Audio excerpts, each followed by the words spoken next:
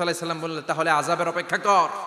আযাব চলে আসলো। আল্লাহ বললেন, মুসা সেফ জোনে যাও, সরো, এখনই আযাব। ফাখাসাফনা বিহি ওয়া বিদারিহিল আরদ, পুরো ফাইয়ুমের জমিনটার আল্লাহ কাঁপিয়ে দিলেন, আর কারুনকে সহ পুরো সম্পত্তি তার জামিনের ভিতরে দাবিয়ে দিলেন।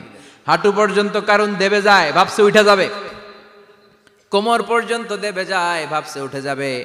গলা পর্যন্ত যখন দেবে যায়, আর সুযোগ নাই। কয়, মুসা, আমার সব সম্পত্তি তোরে আর তোর আল্লাহরে দিয়ে দিলাম, আমারে বাঁচা, আমারে সব সম্পত্তি তোর আর তোর আল্লাহর, আমারে খালি বাঁচা, চাচা আপন প্রাণ। আল্লাহ বলে, সময় শেষ। তার মানে বাদাল গারগারা তওবা কিন্তু আর কবুল হয়। এই হলো একটা। নাম্বার 2, বাদা তুলুই শামসি মিন মাগরিবিহা, প্রতিদিন চাঁদোলাতে সূর্য কোন দিক দিয়ে ওঠে? কথা কয় না? পূর্ব দিকে। কিয়ামতের আগ দিয়ে সূর্য আর পূর্ব দিকে উঠবে না, পশ্চিম দিক থেকে উঠবে। যেদিন প্রভাতে পশ্চিম দিক থেকে সূর্য উঠবে, ওই দিন থেকে তওবার দরজাটারে বন্ধ করে দিবে কে? তার আগ মুহূর্ত পর্যন্ত জীবনে যত গুনাহ করেছি, অন্যায় করেছি, চোখের পানি ছেড়ে ক্ষমা চাইলে ক্ষমা করবে কে?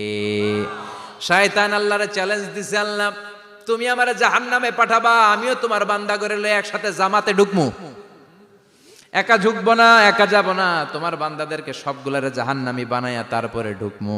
তোমারে চ্যালেঞ্জ দিলাম, একটারও জান্নাতে ঢুকাইতে পারবা? আল্লাহ কই, তুই আমারে চ্যালেঞ্জ দিলি? আমি তো সব রাজার বড় রাজা, মহারাজা, আমারে চ্যালেঞ্জ দেশ, এত সাহস পাইলি কই?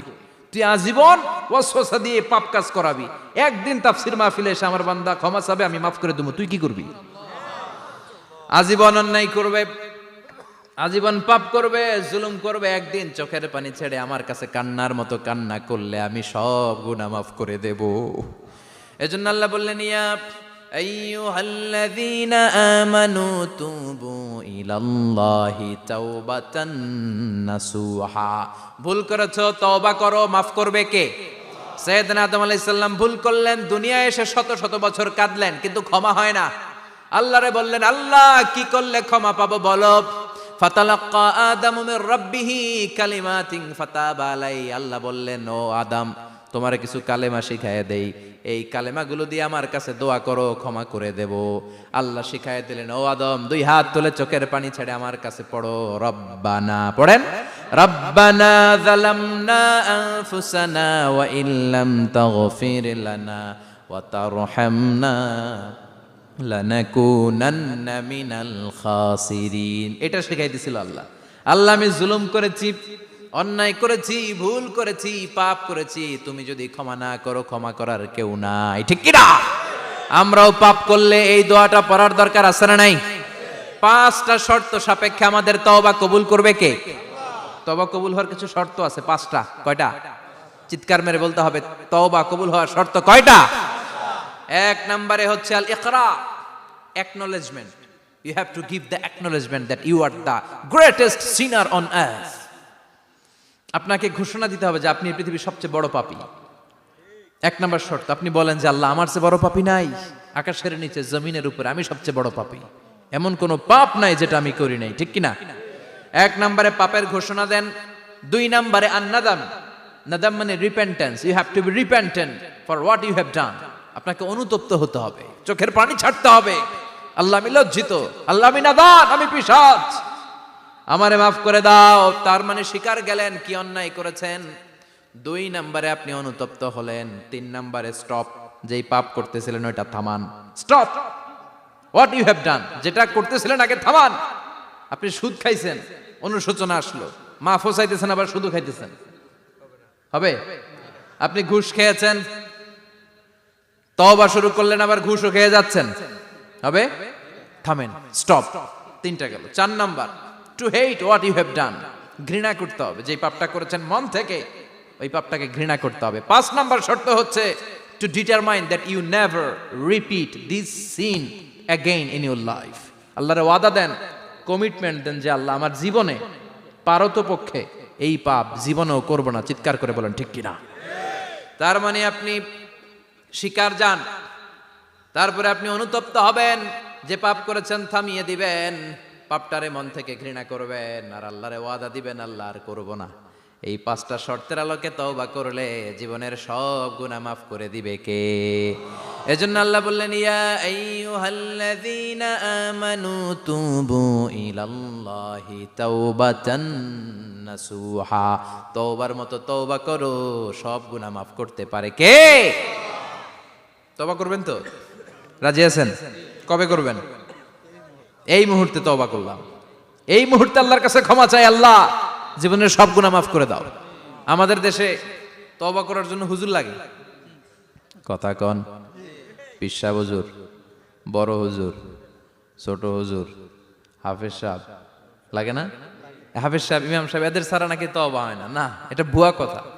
আপনি অনুতপ্ত হন, আপনি চোখের পানি ছাড়েন, আপনি আপনার রবরে বলেন, ক্ষমা করে দিবে কে? ইমাম সাহেব আসতে হবে শর্ত না, পীর সাহেব হুজুর এসে হুজুরের হাতে হাত রেখে তওবা পড়তে হবে শর্ত না। আপনার রবরে ডেকে চোখের পানি ছেড়ে ক্ষমা চান, ক্ষমা করবে কে?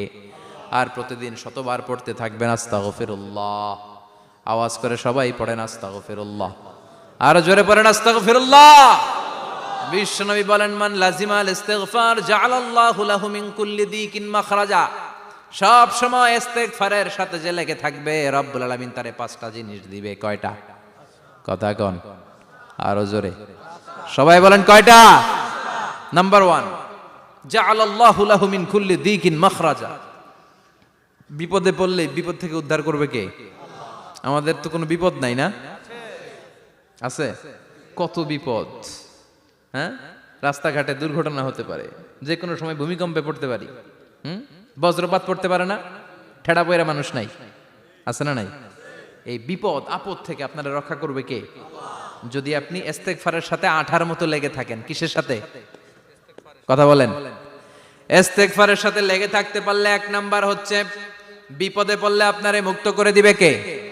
2 নাম্বার ওয়ামিন কুল্লি হাম্মিন ফারাজা, যে কোনো ধরনের টেনশন, হাইপার টেনশন থেকে বাঁচায় দিবে কে?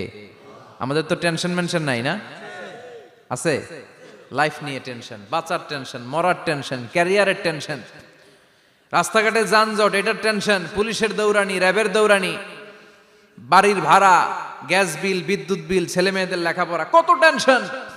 এই সব টেনশন থেকে আপনারে মুক্ত করে দিবে কে? 3 নম্বরে ওয়ারযুকহু মিন হাইসু লা ইয়াহতাসিব, এমন জায়গা থেকে আল্লাহ আপনার রিজিকের ব্যবস্থা করবে আপনি কল্পনাই করতে পারবেন না। সুবহানাল্লাহ পড়েন। 4 নম্বরে সবসময় ইস্তেগফার যদি পড়া হয় আল্লাহর কোনো আযাব ওই বান্দার উপরে আসে না। ওমা কানাল্লাহু মুআযযিবাহুম ওয়া হুম ইস্তাগফিরুন,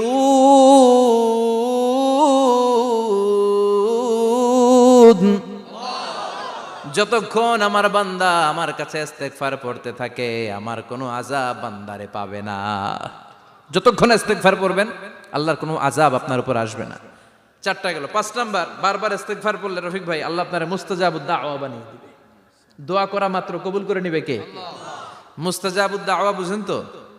মানে যিনি হাত তুলতে দেরি কবুল হতে দেরি হয় না। বারবার বারবার ইস্তেগফার পড়ে দেখেন যে আপনার দোয়া কেমনে কবুল হয়।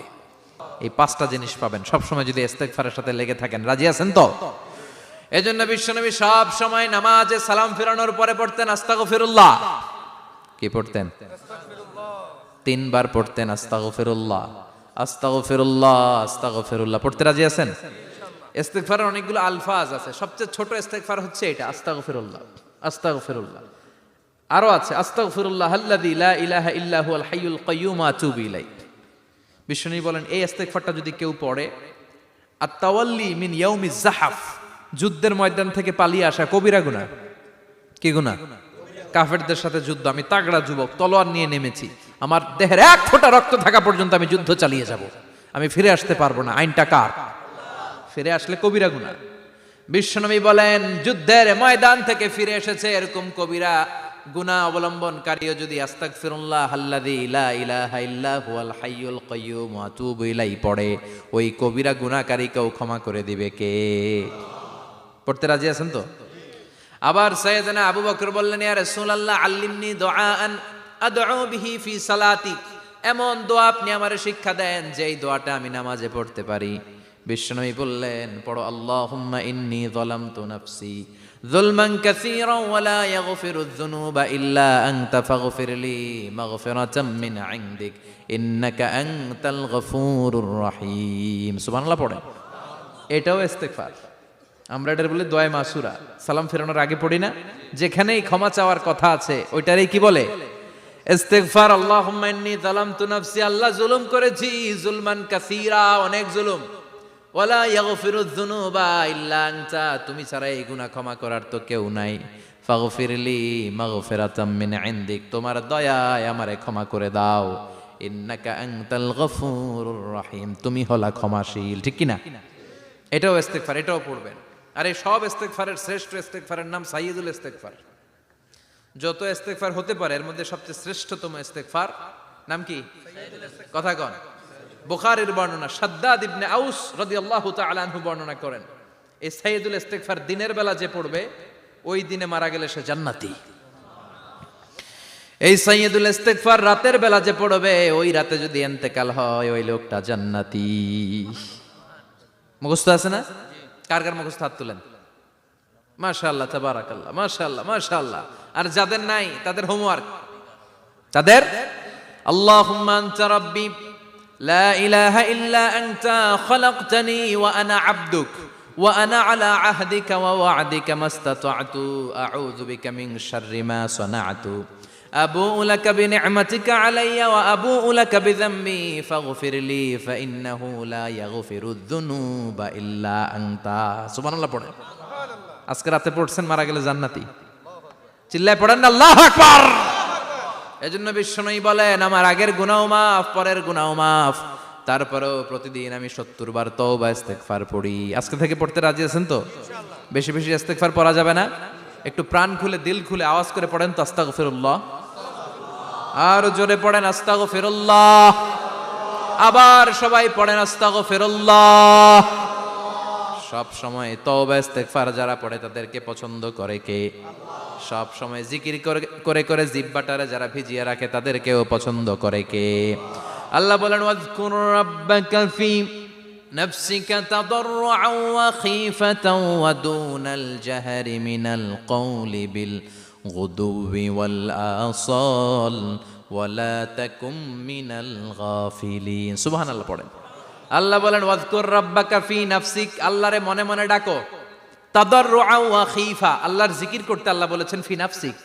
বুঝতেছেন না অর্থ? ফি নাফসিকা, মনে মনে আল্লাহর জিকিরটা করো। তাদাররুআন ওয়া খীফা, তাদাররুআন মানে বিনয়ের সাথে, with full of humility, submission and humbleness. বিনয়ের সাথে আল্লাহরে ডাকো। ওয়া খীফা, গোপনে গোপনে ডাকো। দুনাল জাহারি মিনাল কওল, চিৎকার চেঁচামেচি করে ডেকো না। কার কথা? আওয়াজ করে জিকির করো না। এই যে আমরা মাহফিলে লা ইলাহা ইল্লাল্লাহ জিকির করে, এটা তালিমান। উদ্দেশ্য কি?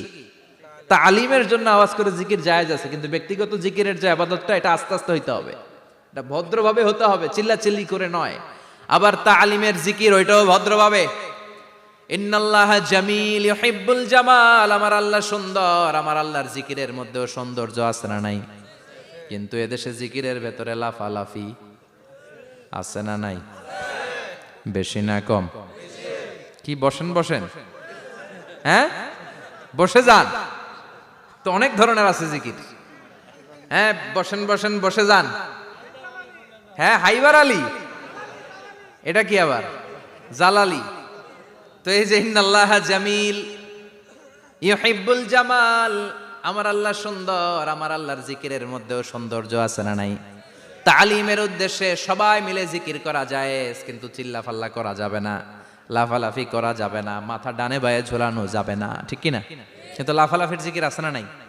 লাফাইতে লাফাইতে, হ্যাঁ গাছের আগায় বাঁশের আগায়। আবার যিনি জিকির পরিচালনা করে ওনার কান্দে যাই ওঠে, আছে না নাই?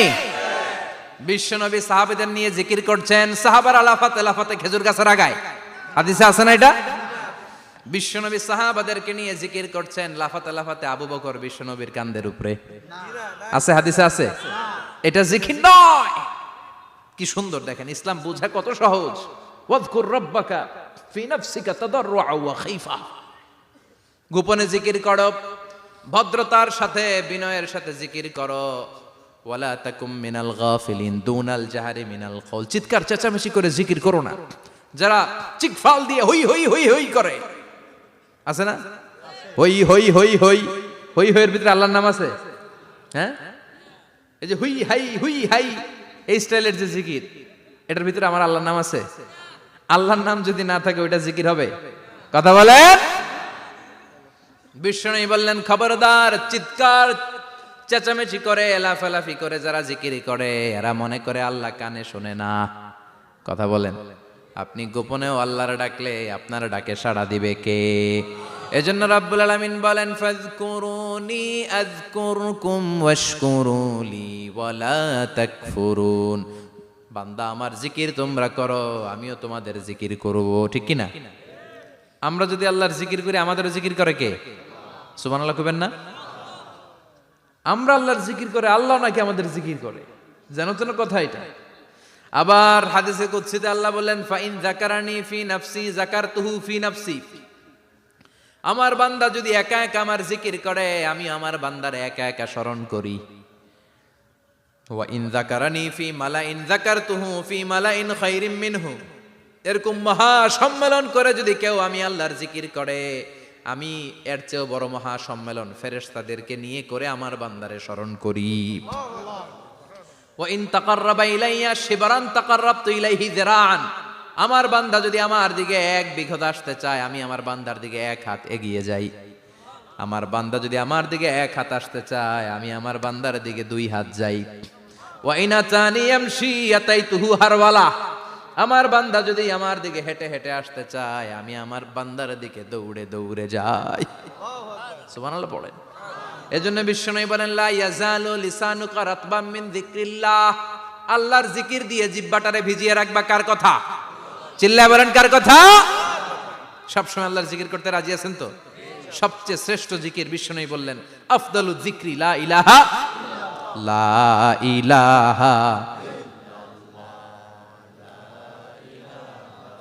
লা ইলাহা ইল্লাল্লাহু মুহাম্মাদুর রাসূলুল্লাহ সাল্লাল্লাহু। সবচাইতে শ্রেষ্ঠ জিকির লা ইলাহা। এর চেয়ে শ্রেষ্ঠ জিকির আছে? কথা বলেন। বিশ্বনবী বললেন, মান ক্বালা লা ইলাহা ইল্লাল্লাহ সিদকান মিন কলবিহি। একনিষ্ঠতার সাথে অন্তর থেকে কেউ যদি জীবনে একবার বলে লা ইলাহা ইল্লাল্লাহ, দাখালাল জান্নাহ। তার যদি পাপ থাকে, অন্যায় থাকে, ওই পাপ আর অন্যায়ের শাস্তিগুলার পরে কোনো না কোনো দিন আমার ওই বান্দা জান্নাতে ঢুকবে। একবার যদি খালিসান মিন কলবিহি সে পড়ে লা ইলাহা ইল্লাল্লাহ, তার জন্য জান্নাতকে অবধারিত করে দিয়েছে কে? আবার এটার নাম আল্লাহ দিয়েছে কালিমায়ে। কথা বলেন। দরাবাল্লাহু মাসালান কালিমাতান তাইয়িবাতান কাশাজারাতিন তাইয়িবাতিন আসলুহা সাবিতুন ওয়া ফারউহা ফিস সামা। সুবহানাল্লাহ। পবিত্র বাণী এটা কালিমায়ে তাইয়িবা। আবু সাঈদ আল খুদরি থেকে বর্ণিত, মুস্তাদরেকে হাকিম আর সহিহ ইবনে হিব্বানে এসেছে। বিশ্বনবী বলেন, মুসা আলাইহিস সালাম আল্লাহর একবার প্রশ্ন করলেন, ইয়া রাব আল্লিমনি দুআআন আদউ বিহি। আপনি আমার এমন একটা জিকির শিক্ষা দেন যে জিকির দিয়ে আমি শুধু আপনার জিকির করব, কেউ এই জিকির করতে পারবে না। এই জিকির জানবো শুধু আমি, আর জানবেন। কথা কোন? প্রশ্ন করছে কে?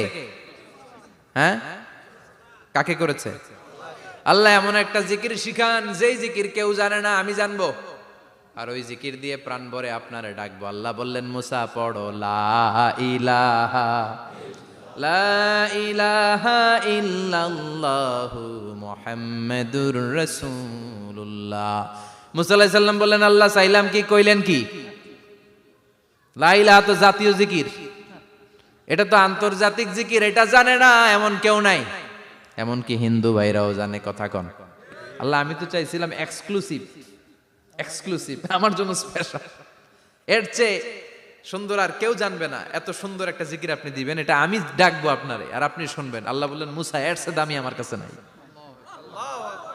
লাউ তাদউ লা ইলাহা ইল্লাল্লাহ ফি কাফা। লা ইলাহা রে যদি মুসা এক পাল্লায় রেখে দাও, ওয়াস সামাওয়াতু সাবউ ওয়াল আরদিন, সাত আকাশ সাত জমিন যদি আরেক পাল্লায় রেখে দাও, লা ইলাহা এক পাল্লায়, সাত আকাশ সাত জমিন আরেক পাল্লায় ওজন যদি দাও, লা রাজাহাত কাফাতু লা ইলাহা ইল্লাল্লাহ।